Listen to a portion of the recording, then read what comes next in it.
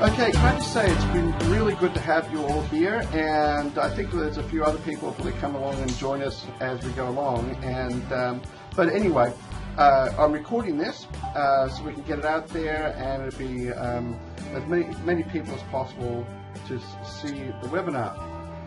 A number of that's probably a few months ago, there was, to give you an idea of some context around why I put this together, a few months ago I was sent an email by Rick Schwartz, which was a statement from Michael Costello. And there was a lot of discussion had on this email list about an association and what we're doing and all that sort of thing. And it was suddenly a hive of activity, and it was fantastic. And I really enjoyed some of the conversation, the comments, and that sort of stuff on that. And the essence of it was sort of almost like writing a declaration of independence, to put it into the American context.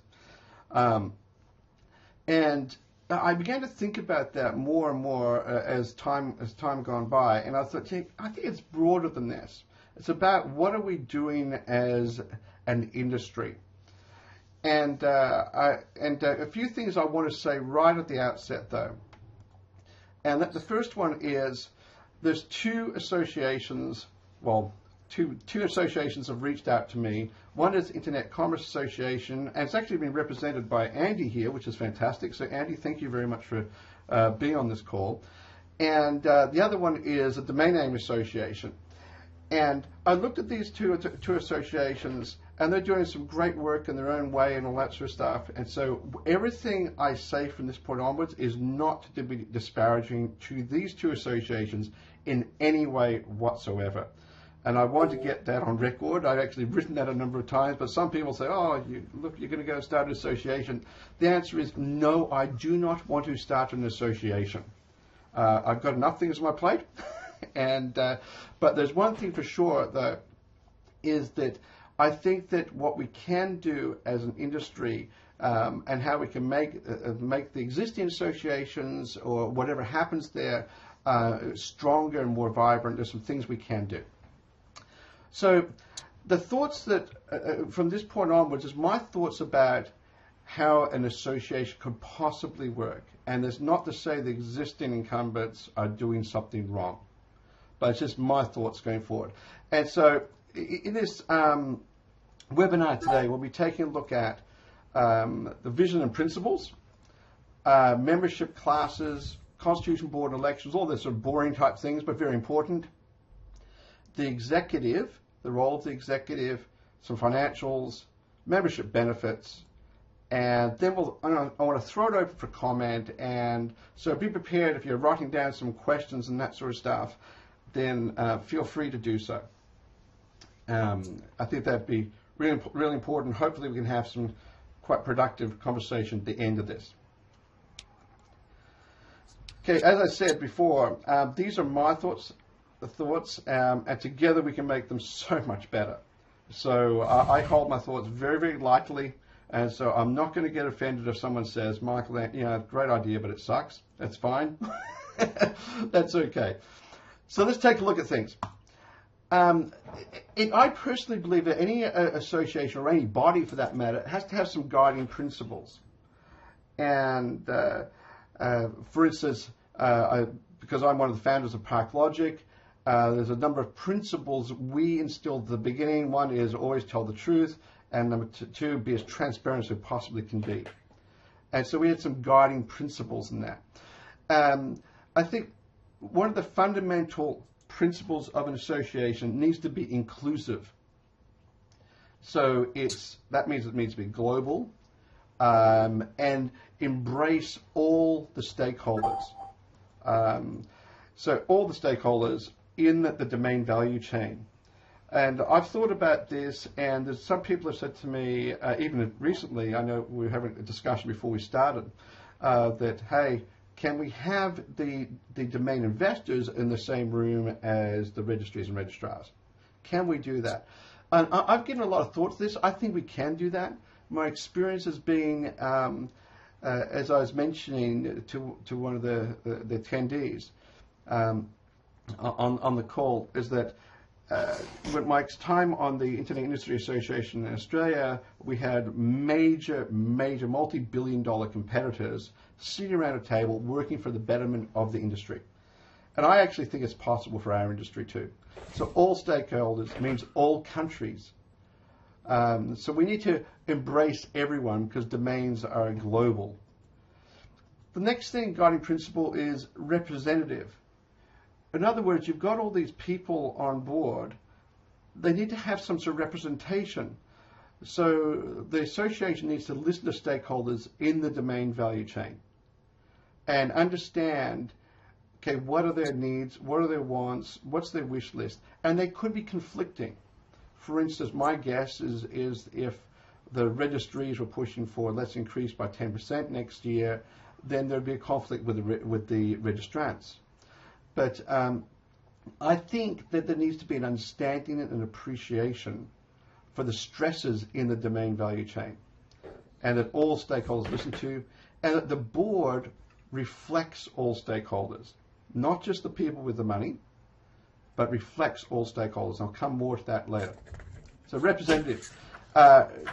Another one is transparent in reporting to membership, so it's completely transparent in all reporting and conduct in the association to the membership, and promotion of transparency to the industry. And there's a lot of reasons for this, which I'll allude to later on. But fundamentally, I'm a firm believer that if the more transparency we have in the industry, the greater the value our domains will ultimately be, and the faster we can get to them. I wrote an article, would have been 5 years ago, on transparency. And in the article, I actually did a graph of domain values and all that sort of stuff and worked them all out. And I said the gap between our current value and the future value is how fast we embrace transparency. And I actually think an association which grasps this and runs with it will actually increase the value for all stakeholders dramatically. All right, so you've got these principles, these 3 principles. Now, next is a vision. What is the vision? This is a very clumsy vision here, which is the freedom to be innovative in the development of online destinations reached by domain names. And that is clumsy. And where it came from is a lot of the conversations being had with Michael Costello and that email list, and Rick and all those other people that took part.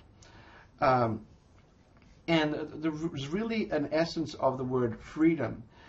And as I began to think about the domain value chain and all the different stakeholders in the chain, it really starts at the internet user. They need to have the freedom to go where I want.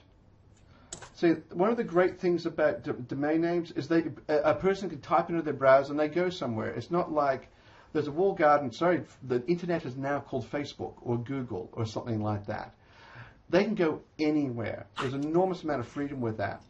And also, this impacts on issues such as net neutrality, where I can go there from one place to another equally, where net neutrality says you can go to, say, Google quickly because they paid a whole lot of money to the carriers, but, to go to Whizbang's blog, it's going to be very slow.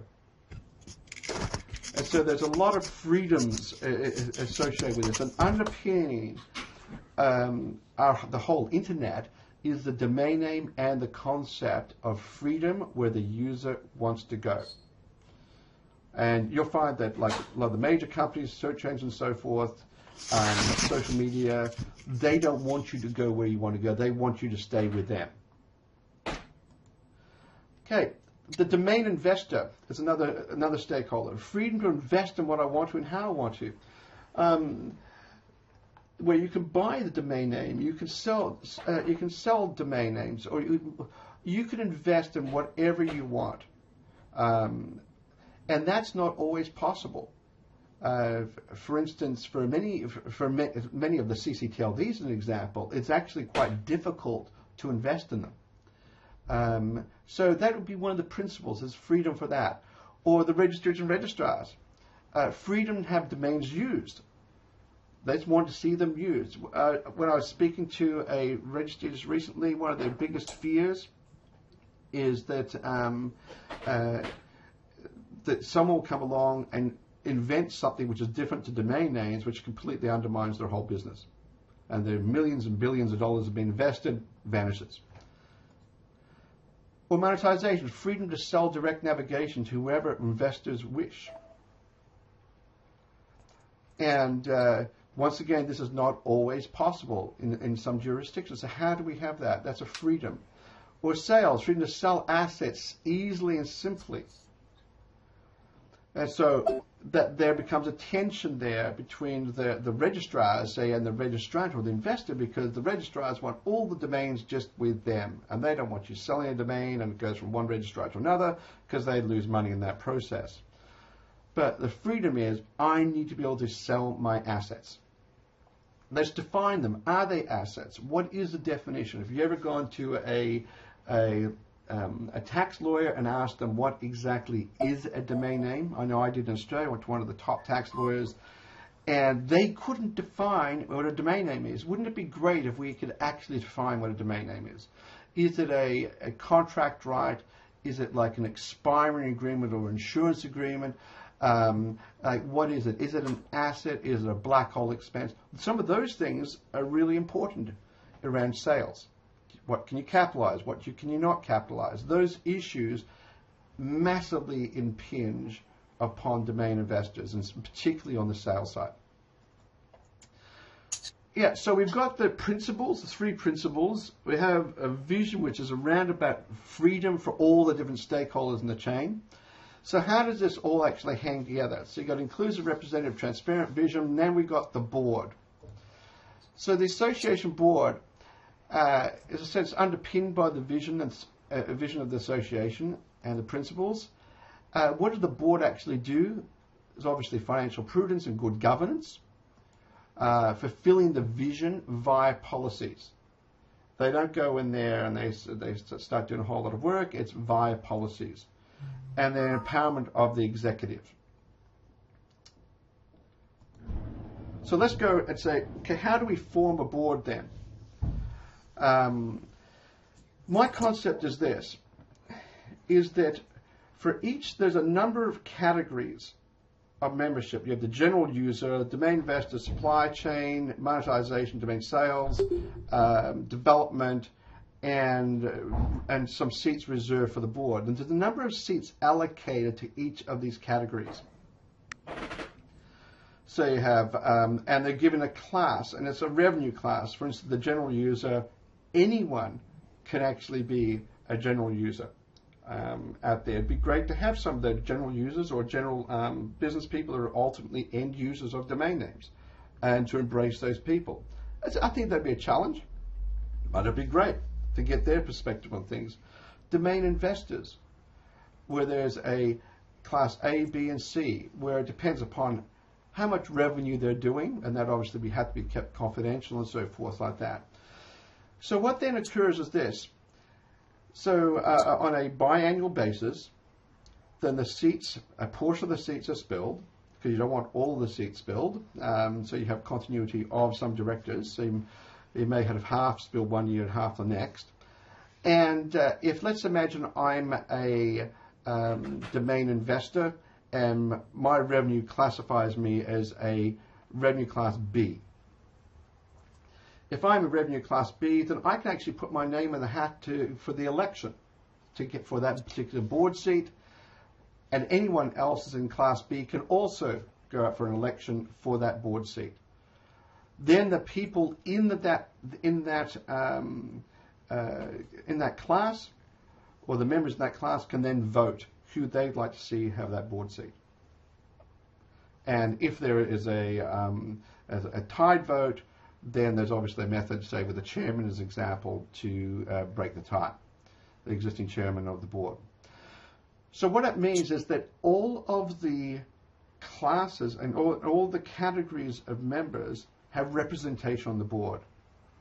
Those people that have a lot of money, because they're making a lot of money off the internet, there'll be less of them going for one particular board seat. So you may have 3 people as a Class A actually trying to vie for that single board seat. Well, you may have 300 for Class C, as an example. What this means is that everyone has an opportunity to be on the board. Those people, they have a lot more at stake.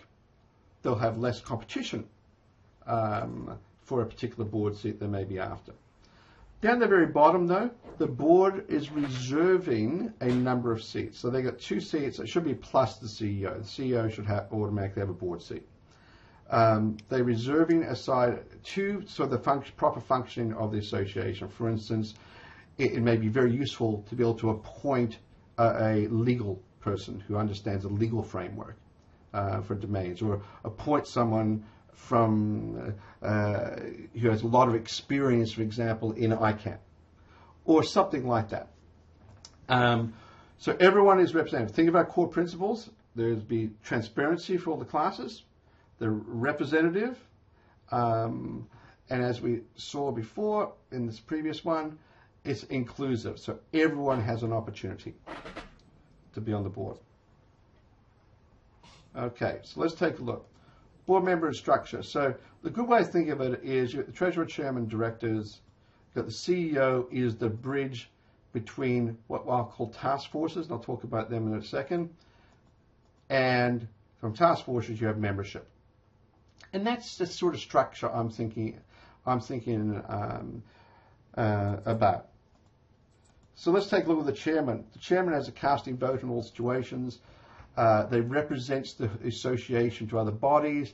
They support the CEO and obviously chair the meeting. This is the very high level what each one of these guys do. Financial reporting, budgets, and legal. They make sure that sort of stuff is happening. Everyone is kept out of jail. The CEO, they act on board policies. The board policies come from the vision and the principles. They bridge between members and the board. They're a coordinator to make sure things are happening.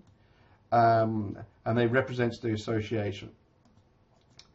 Task forces, they're issue-centric and formed for a time. So it could be a task force on investigating the latest changes in the UDRP process. Or another task force could be the impact of net neutrality on domain names, domain name channel, or domain name industry. Any member may join a task force. So anyone can join. That means everyone's a part of it. They can join it. If a member starts complaining that things aren't being done, tell them to form a task force. And formation is approved by the board. So we don't get, I'd like to form a task force on basket weaving, and it's not within the vision, it's not within the principles, it's completely irrelevant to what the channel's doing. So we need to have some sort of control on that. Yeah, so we've got the task forces, I think, are a real key part of all of this. As like I said, so if anyone complains that something is not happening, then tell them to form a task force, get some other people alongside of them. They may chair that task force and report to the CEO so that the CEO can report to the board and so forth what's happening on that particular issue.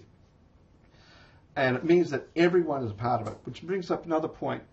The board is not a standard board where you arrive once a month or something like that, sit around a table and everyone talks about things and that's it. The board is a working board. So some of the directors may be chair people or chairpersons of the of task forces. They may be members of task forces. And so it really is roll your sleeves up and get stuck into things. All right, so funding. How does this all work? Here's my concept on funding. You've got the category, you've got the category of there, got a description what it is, annual revenues, may negotiate all that, and the fee. Want to make sure that, particularly at the domain investor level, is that there's a level which is like $250, which I think just about everyone can afford. And so it embraces, once again, it's the whole inclusive side, and so that it can pull those people in. So it's very, very cheap to get in at that level. On the other hand, it may go up to say 25,000, and I did all my numbers based upon these figures in a spreadsheet. That was the estimated market size of how many players are in each of those segments. And once again, we may debate that, and maybe more, maybe less.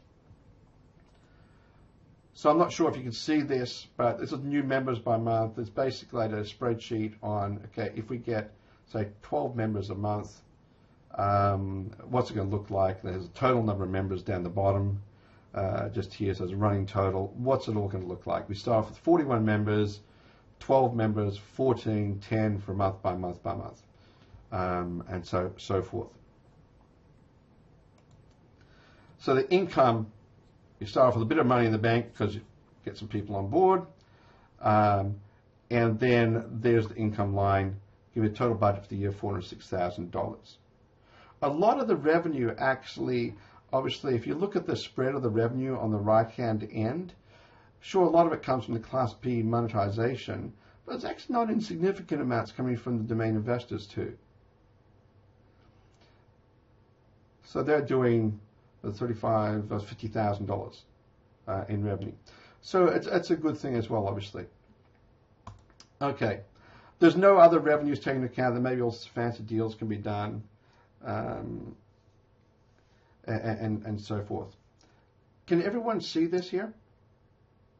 I just got, Joe just said that it's a bit narrow on my monitor. Yeah, for some reason I'm having trouble with actually showing the slideshow and showing a window. Okay. Anyway, so the expenses. The expense of the association is obviously a CEO package, membership assistant, accounting, legal, marketing, consultants, conferences, and travel. And that's the expense line based on monthly cash flow. And so it doesn't go into negative if we meet the target of membership acquisition. And at the other end, you've got some money in the bank. But it's all dependent upon that. Now, on reaching the membership targets, obviously. Now, something about the CEO. It's very important. The CEO is not just a lobbyist. In fact, I don't think the CEO should be a lobbyist. I think the CEO should be primarily a communicator and a coordinator, so they can actually sell the association to the stakeholders in the value chain. That the lobbyists are actually consultants that are employed by the association. What I've seen is in associations in the past is that associations in the past they failed because they have the wrong person in the position, so they're not, dare I say, more of a communicator and a salesperson. So with the result, the revenue dies off, the expenses are still high, and the association fails, and that's a problem. Okay, so why an association? Why would anyone join an association? A couple of things. The association fights the fights you can't. There's strength in numbers, so that if you're trying to bring a change at the ICANN level and you go there as an individual, they may, if you're lucky, politely listen to you, but ultimately they're probably just going to ignore you. On the other hand, an association would have a lot more sway in that. Or politically, you can't fight. Let's imagine you're a registry, you're coming up for your ICANN renewal contract, and there's some really big issue thing that's important. You cannot go along and deal with the ICANN directly necessarily, but maybe the association can do it on your behalf. And so there's some real value in political things. Or if you're a registrant, you may not be able to tackle your particular registrar directly, but maybe you can tackle them through an association in some sort of fashion to bring policy changes. Defend your business against issues you often know nothing about. This thing really impacted me in my time on the board of the Internet Industry Association in Australia, where there's a lot of issues being brought up that I had no idea about. And I didn't realize just how much of an impact they're having on my business. For instance, I think a huge issue for our industry is fraud. Like, how much is that actually impacting your business? How do we tackle that as an industry? How do we tackle fraud as an industry? We really need a task force on that. It seems to me like everyone's trying to pretend that fraud doesn't exist, even though everyone knows fraud is a major issue. And how much of our PPC revenue, as an example, is being eaten up by fraudsters? It'd be nice to quantify some of these things. I think there's more confidence in dealing with people of integrity. If you know that they're a part of an association, they're abiding by a set of code of conduct and so forth, and that ultimately if they don't abide by the code of conduct, then through due process, they may be asked to or be fired from the association. So there's an importance with that. And once again, my experiences, we found that was very useful. And so you knew that you're dealing with particular companies or individuals which were members of something which of an association which stood for something. I think ultimately, I'm going to put the self-interest hat on here. It's the fastest way to increase the value of your domain portfolio. And I look at the different ways we can actually increase the value of our portfolio, and how do we get a person investing, say, $500 million into the industry. And a way to do that is to bring things like transparency in, to bring in standard market practices into the industry. And I don't think any single company can do this, but I think an association could actually begin to push it in that direction. Because if we had proper market practices in the domain industry actually at work, rather than they toss a coin to find out how much you get paid from my PPC revenue next month, I actually know why I'm getting paid what I'm getting paid. And it's actually, I can put my hat on that sort of thing, and I can go to investors and can do a presentation between a board of, guess what, guys, you should invest $500 million in this industry. It's a huge opportunity. Versus they'll say, well, how do you get paid what you get paid? And you go, well, I don't really know, but I just get it. Yeah, it'd be nice to be able to tackle some of those really, really big issues. Yeah, so that's, to me, why an association of the structure, I guess, that I'm proposing here is why it's so important. Yeah, there's obviously some things you may have some questions, and hopefully there'll be some answers from me. But I hope you found that was useful and hopefully thought-provoking anyway. But what I'd like to do right now is throw it open to some questions and answers. I've glossed over a lot of stuff here, and I'd really love to have lots of questions because, like I said before, I think iron sharpens iron. And it's through sometimes respectful disagreement that better answers are found. So, is there any questions from anyone then? Yes, I have a question. Yes, sure. Dietmar Strefitz. Look, for me, the association is a fantastic thing. I think we need something like this. It's also very, very important that we make awareness to other industries that the domains exist. But what I'm sure there are geographically many issues and issues which are completely different in the U.S. than in Europe or in maybe in China or wherever. So I think this we have to be careful of it and to look at it, how it can be done. And another thing what I can't see in an association like this, that we have the registries, the registrars, and the registrants in the same boat. Yeah, I can't see this, because this is exactly if I as a registrant, as a domain holder, have the domains and I have the issues with the registries or the registrars, exactly therefore I need the association and therefore I want to be associated. Yeah, I think you bring up two interesting questions there. The first one is, can an association be truly global? Because there's so many different issues around the globe. I actually think it can. And the reason why I think it can is it depends how it's structured, and hence the concept of task forces. That if there's an issue with the Chinese registry, or if there's an issue that is uniquely for the Chinese market, then a task force can actually be formed for people who are interested in that issue, and then to address that.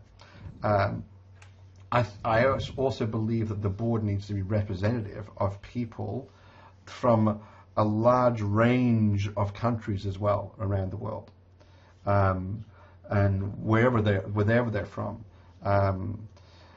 And so that it's one of the principles is being inclusive and representative, and so forth. I think that's the first question. And the second one, and that's why, by the way, I'm a firm believer in task forces. That they may form for a time and disband because the issue's been addressed. The second one you brought up is, can you have all of the value chain in the same room? That's an interesting question, and it's one that I view it this way. And by the way, you may not be able to. I'm open to suggestions on this, but I view it this way. Would I rather have the person that I'm having a dispute with sitting across the table from me, or would I rather have them communicate to me via lawyers? And it's almost like that. Remember, the role of an association is not to regulate disputes. The role of the association is for all stakeholders to actually work together for the betterment of the industry as a whole. So you could be having a huge dispute with a person across the table with you, but as soon as you, as a director, sit at a table in the boardroom, you have fiduciary responsibility to act on behalf of the industry. You no longer have a responsibility to sort of say, I have an axe to grind with the person I'm sitting opposite. You're trying to work for the better of the industry, which means that everyone is trying to work for a better outcome. And I don't know whether that is possible with some of the tensions and things like that, but I would like to hope that it is. Because if you look at different associations in different industries around the world, 99% of them have intense competitors sitting on the same side of the table as each other. Because to me, the challenge comes is when we're impacting changes by government, when we're being impacted by changes by a governing authority such as the ICANNs of this world, or in my case, like the Outers, which is a governing authority in Australia over domains. It's those sort of things which are really, there's a lot more consensus, I think, for the registries and registrars to be acting together again to defend against those sort of issues. But Dietmar, we may disagree with that. That's fine. No, but you have to think the registries, they are very strong already in ICANN. Yeah. They are very strong. They are very strong. They have a very strong hold in ICANN. And we as domain holders have the least strength in ICANN. Yeah, it's interesting you say that, and I think the main reason why is because we're much more fragmented as an industry compared to the registries and, dare say, the registrars.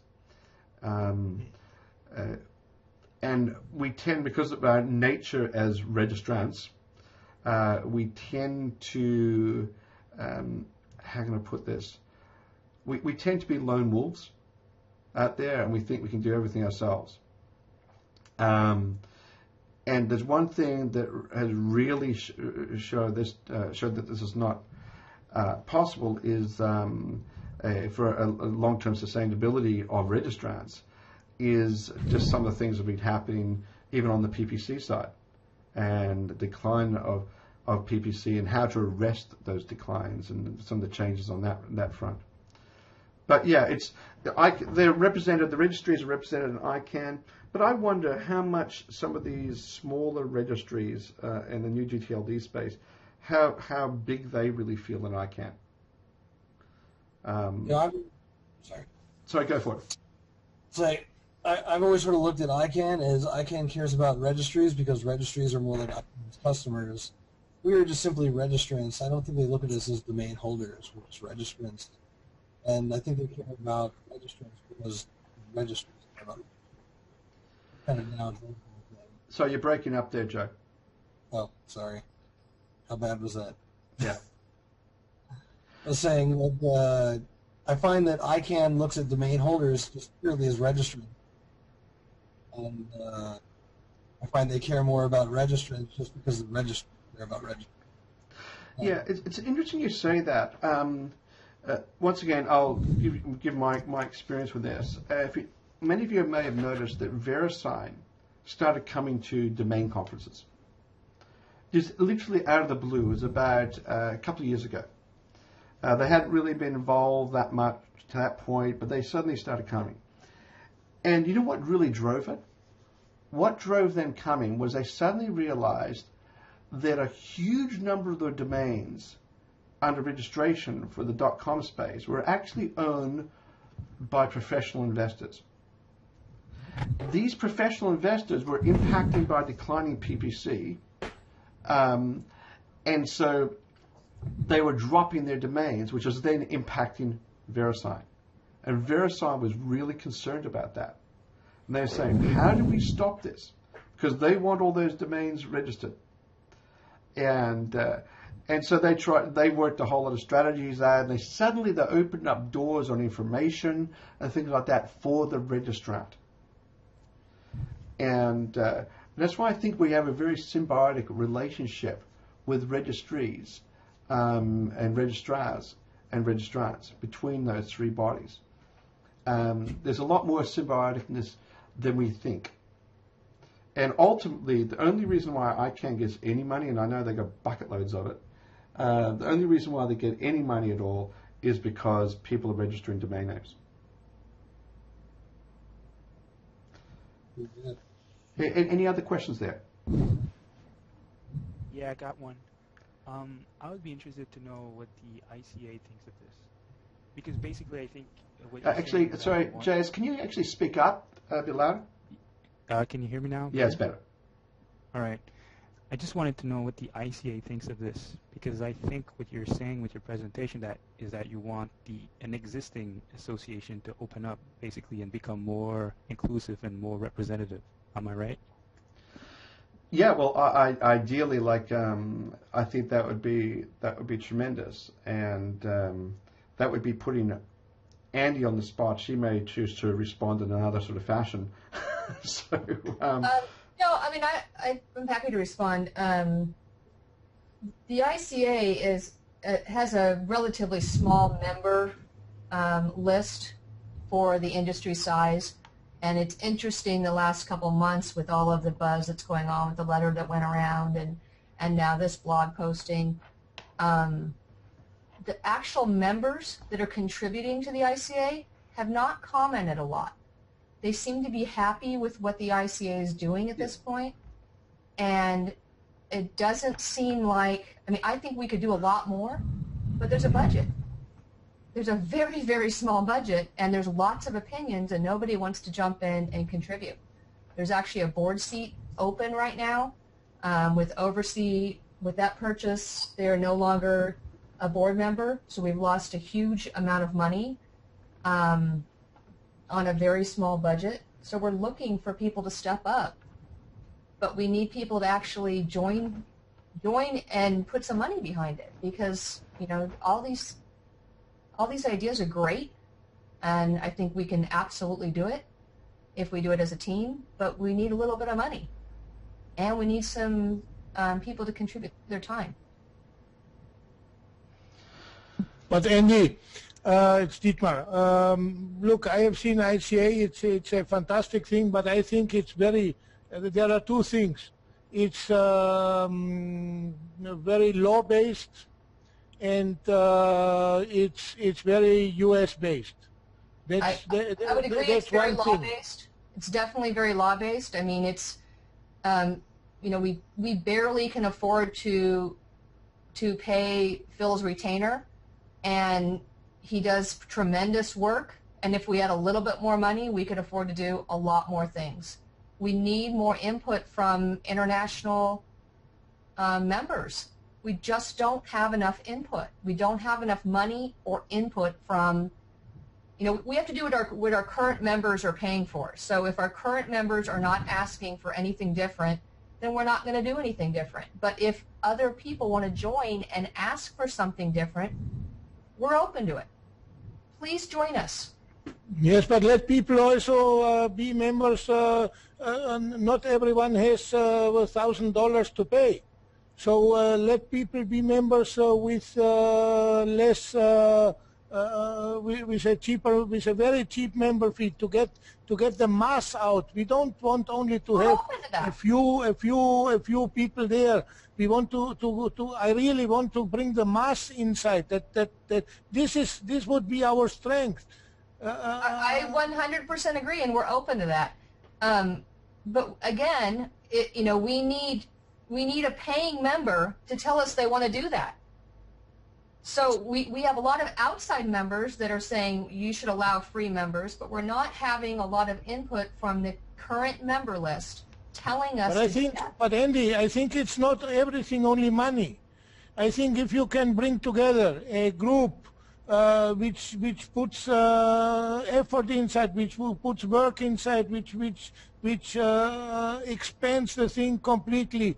But then you see, okay, there is only one or two person from an association who gets paid and take all the funds off. So this is also not. It must also be very, very clear in this case. You know what I mean? Yeah, I know what you mean. I think we need both. I mean, I don't think it's all about money, but there's, you know, at a certain level when you're barely getting by and you've just lost a major board member, we need another board member. I am here speaking, representing. I am not a board member.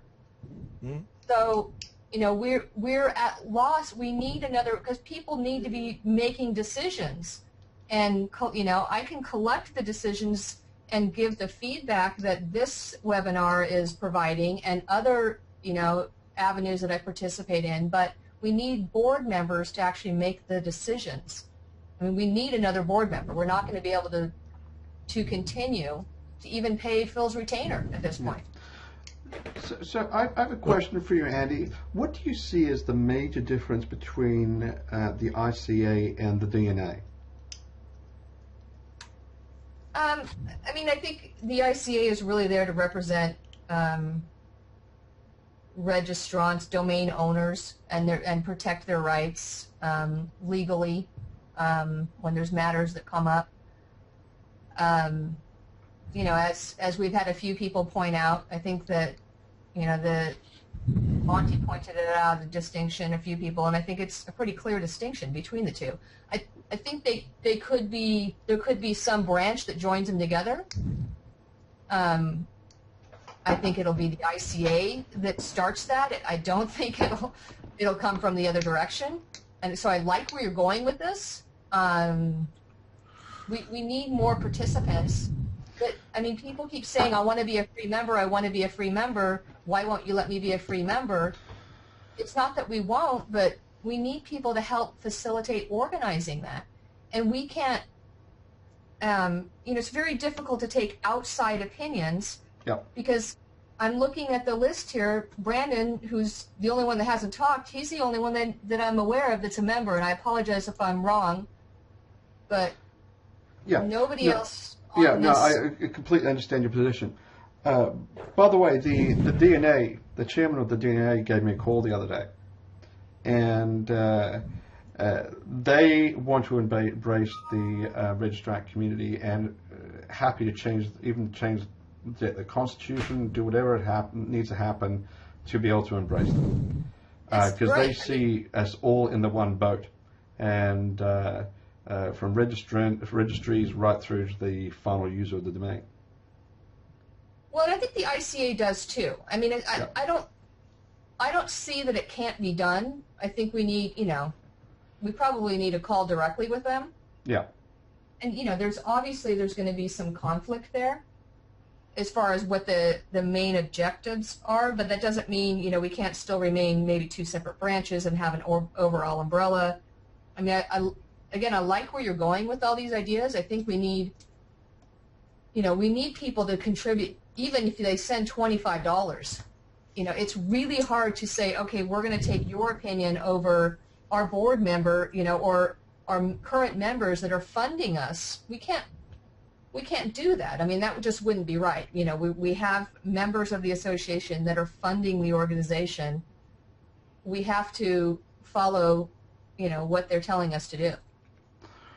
Yeah, I think it's a challenge. Like one of the challenges, for instance, the DNA is wrestling with is that if a person provides a membership of, I think it's on their website, so it's like $50,000, then they automatically get a board seat. And I immediately said, well, what happens if you have more people providing $50,000 than you really want to allocate board seats? And so they're wrestling with some tensions there, and how do they actually handle that? Funny is, we don't even have that problem. Nobody wants to be a board member. Yeah. Yeah. Honestly, we keep asking people, please be a board member, and nobody wants to. Yeah, I think it's a challenge for a lot of associations, and I sometimes wonder whether there is a joining of the ICA to the DNA. Like, I don't know. I really don't know. All I wanted to do with my blog and also this webinar was kickstart the conversation and get this conversation happening and get a different perspective. And it's not saying what the current, like I said right at the beginning, not the current incumbents are doing something wrong. No, not at all. As you rightly put it, there are the ICA is speaking on behalf of its members, not on behalf of its potential members who want to pay nothing. And I completely agree with you on that.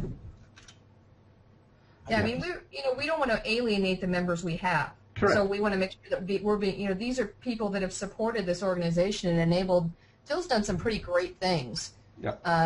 As I'm lucky enough to be included on the emails of the actions he's taken, and that's part of being a member is seeing how involved he is and the different things that he's done. And I think people think it's very U.S. centric.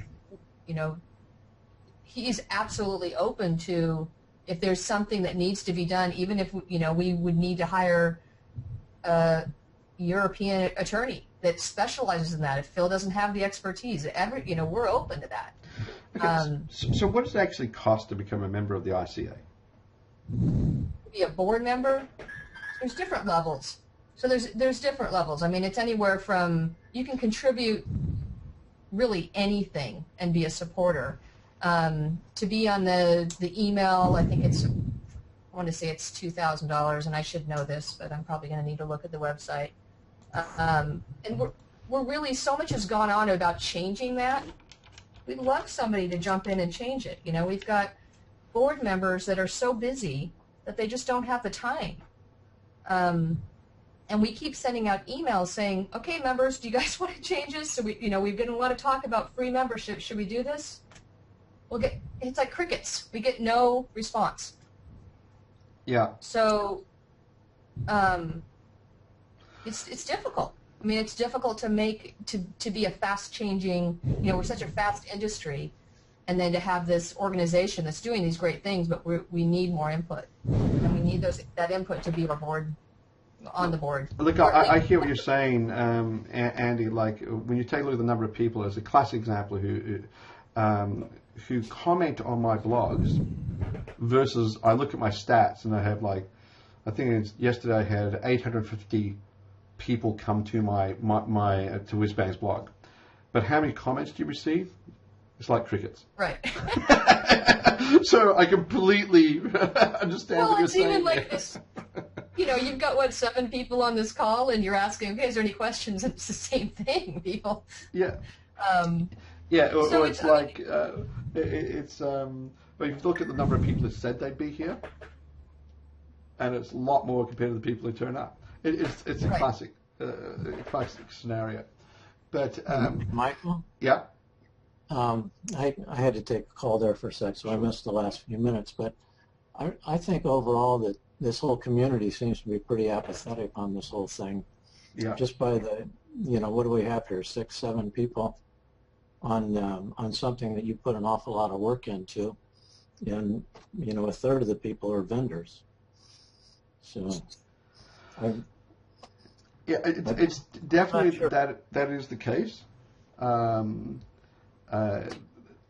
is a large sense of apathy. The thing I've discovered is that in this industry is that 5 people turn up on a call, or 6 people turn up on a call, or something like that. But you'll get 550 people read the article, or 200 people watch the video. And so it's almost like there's a disconnect between people actually being and discussing together versus reading an article, watching a video, or commenting on in a forum. It's I don't know whether it's a time shifting issue, or I think it's just the people themselves. And I think domainers in particularly are very tend to be quite unusual people. Unusual in a very positive way, but also I think some of them spend too much time looking at their computer screens. That they rather embracing those people they're actually working with and the industry they work with. Does anyone have any other comments at all? Yeah, I do. I'm not too sure about the funding, Michael, to be honest. And you were just talking about domainers as being peculiar individuals sometimes. I think the main issue is that for the small domainers, they don't really see the incentive to participate. Like if I'm making only maybe $5,000 or less than that from domaining, I guess my point of view will be, why should I get involved? Why should I care? Frankie and Rick Schwartz and Nate and everyone, the big guys, they'll take care of everything, Yeah, I think it's an interesting point you raised. Yeah, they're not members, so they're not taking care of it for you. Yeah. And I think you raised an interesting point. There's a couple of things, I guess, in my own financial modeling, which is I want to embrace those people. I want to be inclusive of those people. And to be quite bluntly, I thought $250 was probably the floor you could go down to for an association to be able to actually communicate in a meaningful way to that sort of member. And I think that there is another thing is that someone who does contribute $250 can get a board seat if people think they're worthwhile voting for. And they can have representation. And they can actually have an impact on their industry. And while other people want to pay the $250, why is because if I pay the $250 and I say that I'm a member of the association, whatever that is, with ICA or whatever, then other people know that I'm subscribing to a certain set of code of conduct, that I actually agree with this. And I think that one of the challenges there is that's why I said that the CEO role is very critical as a communicator, is to communicate the value proposition.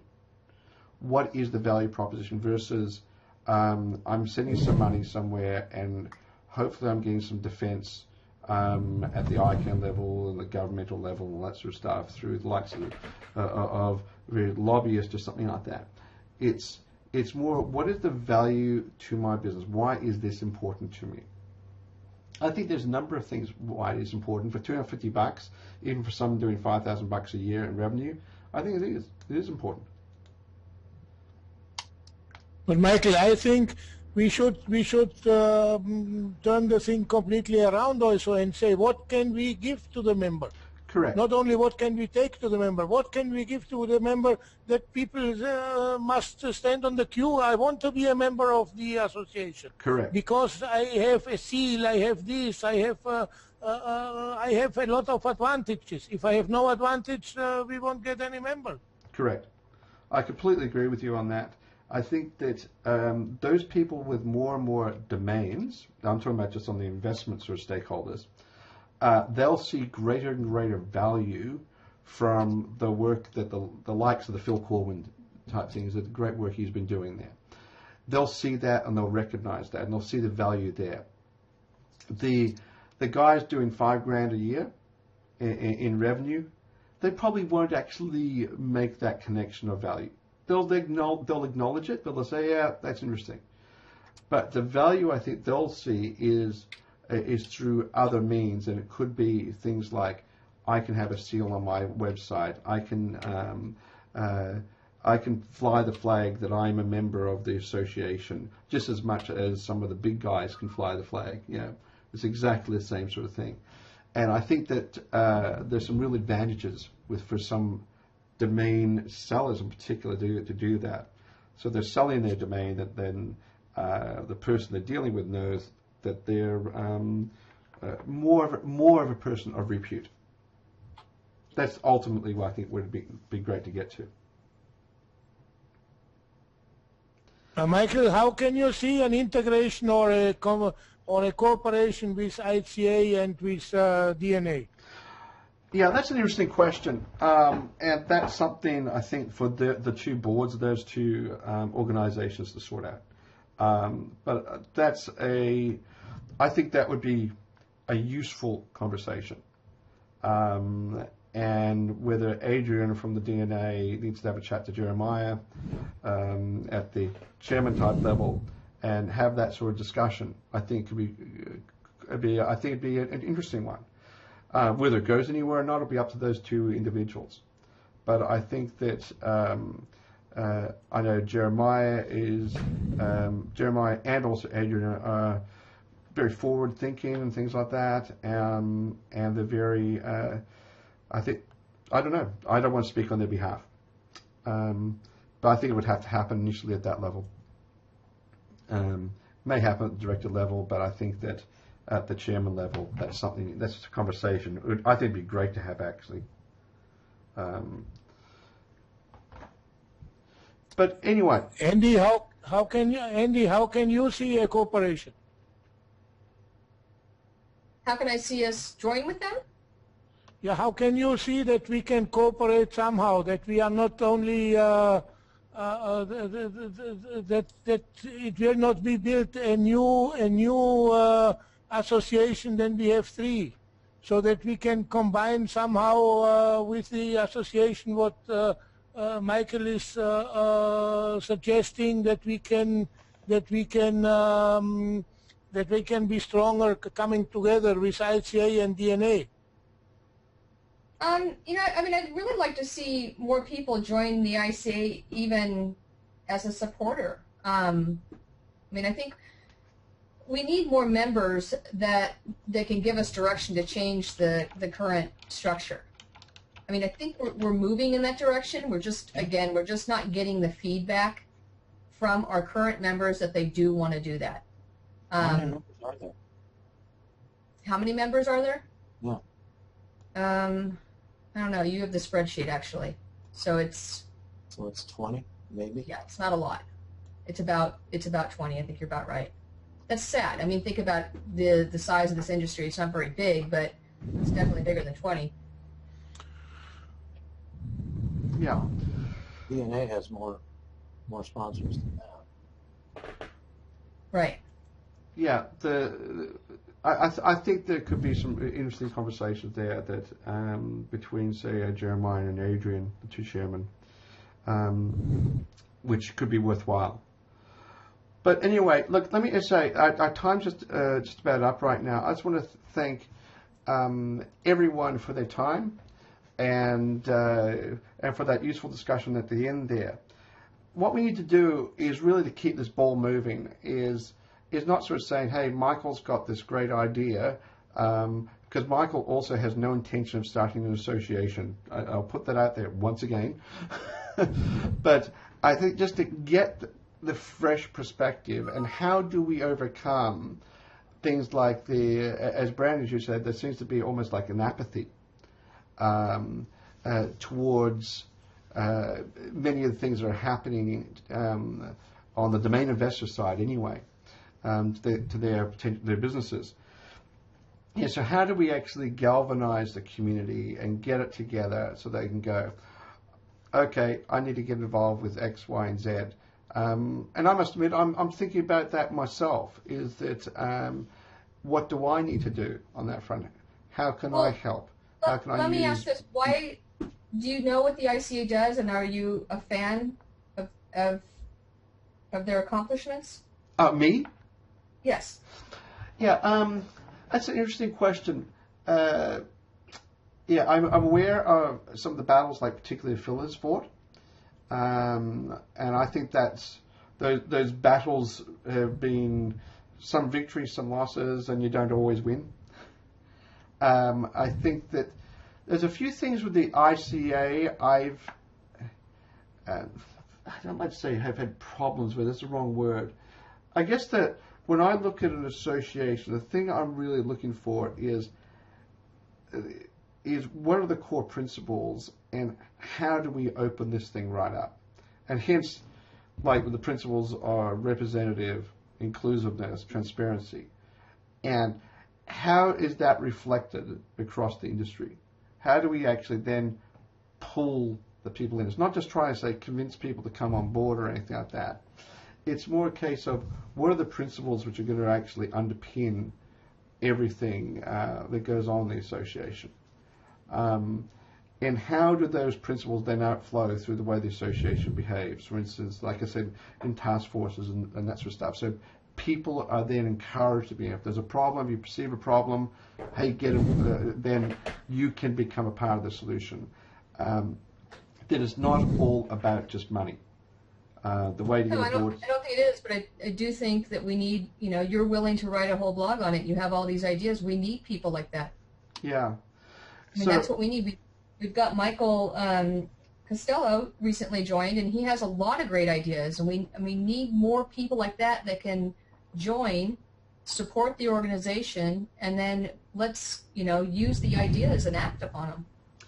Yeah, I think you raised some really, really important points there, Andy. And it's something I know all the people on this call need to think about. And also, okay, how do we actually create something and influence something so we get a better outcome for us all? To me, you need to sell the value of it to the people.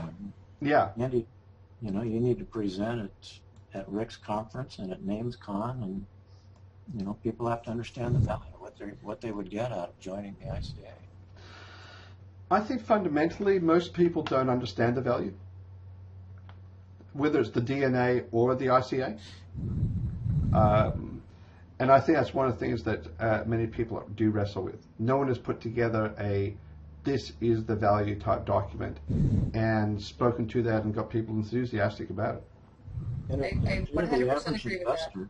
If you're the average investor and you go to the ICA website right now and you see the headline there, it's, I'm not going to join. Yeah, so it's like what needs to happen to be able to change things. And I think that's, from my side, is that could be the future discussion of numbers of blogs. The thing I didn't want to do was get into a situation where I was pointing a finger at the ICA or the DNA and say, hey, you guys need to change that, and so forth like that. But it's more a case of what would I do? This might be my approach. And to put my thoughts down in writing. And that's what I really wanted to do. And so I was prepared to stick my neck out there and sort of say, okay, feel free to chop it off. And I think that's...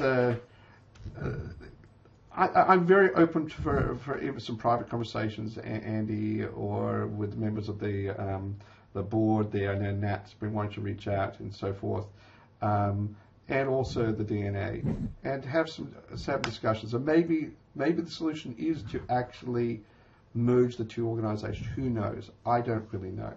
And I have no authority in those areas. But the one thing for sure, I may be able to facilitate some of those discussions. But anyway, it's been really good having everyone here on the call. I do appreciate your time. Very open to have any phone calls, anyone you'd like to have. And let's see if we can just keep on kicking this ball forward. In the meantime, get the message out there that, hey, there's things happening, even on my blog for their essay. And let's see if we can get this industry speaking rather than always being in the dark and being scared to say things. That would be wonderful. Anyway, thank you very much for your time, and I'm just going to wind things up right now, and we'll take it from there. Thanks a lot for that, everyone. Bye. Thanks, Michael. Thank you. Thank you. Bye-bye, everyone.